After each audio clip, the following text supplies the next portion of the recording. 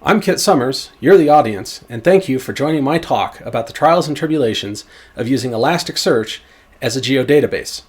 In the next 5 minutes, I will walk through the process I took from generating the need of being able to look up geographic information based upon coordinates to creating the necessary indices and finally simplifying use by adding a simple REST API.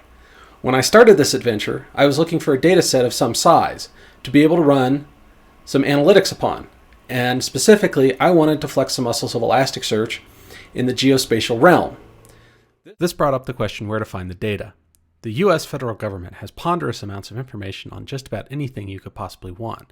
Most of the data is freely available to anyone who takes the time to look for it. Since I wanted to explore geospatial data in Elasticsearch, the US Geological Survey became an obvious choice. Browsing around to see what data the USGS might have available, I came across their earthquake repository and upon further digging revealed that there is a bulk API to request earthquake data. I then created a custom processor and ingested the data into Elasticsearch. Although this creates a useful and interesting dashboard, something that is missing from the dataset is aggregatable region data. I can look at the map and see where something happened, but the data does not allow me to do searches for earthquakes in California, Colorado, or Florida, for instance. The next problem to be solved is where to find a dataset that can be searched by latitude and longitude, returning a city, state, and country closest to the coordinate point.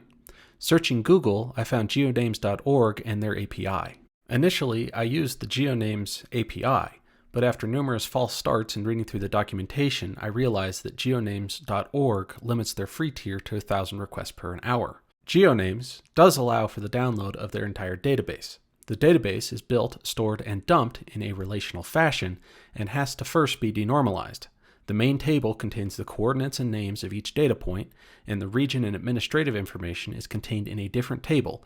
This is combined as part of the ingest process and passed into Elasticsearch.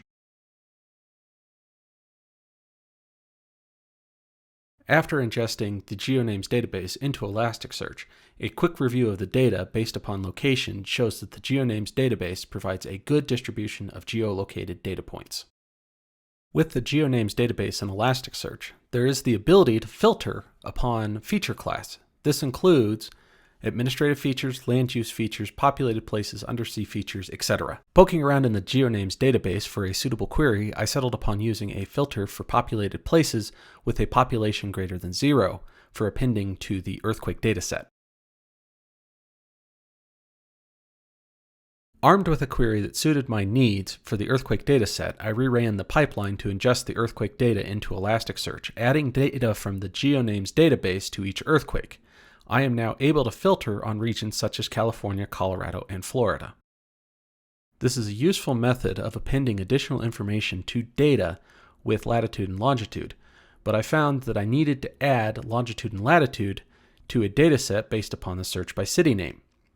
Although the search could be performed as a simple request directly to Elasticsearch, the use case for this search is as part of a data entry page, and I decided that adding a REST API to make the requests would ultimately be easier. The first REST endpoint I added was one that duplicated the search being performed by the earthquake ingest pipeline. Searching for 35 north and 90 west gives the results in the Memphis, Tennessee area. Next, I added the search for a populated place by name. In this demo, I did a search for Bozeman, and the result is a single site in Montana. Lastly, and the list is still growing, I added the ability to perform a search based upon the name for any data point in the database, regardless of feature class. This has been a short introduction of how to use Elasticsearch as a geodatabase, and there is much more that could be covered in regards to this topic. If you have any questions or wish to discuss this further with me, you may reach out to me at jkitsummer@gmail.com or via Keybase at Linux Computer Geek. Thank you again for watching my talk on how to use Elasticsearch as a geodatabase, and have a wonderful day.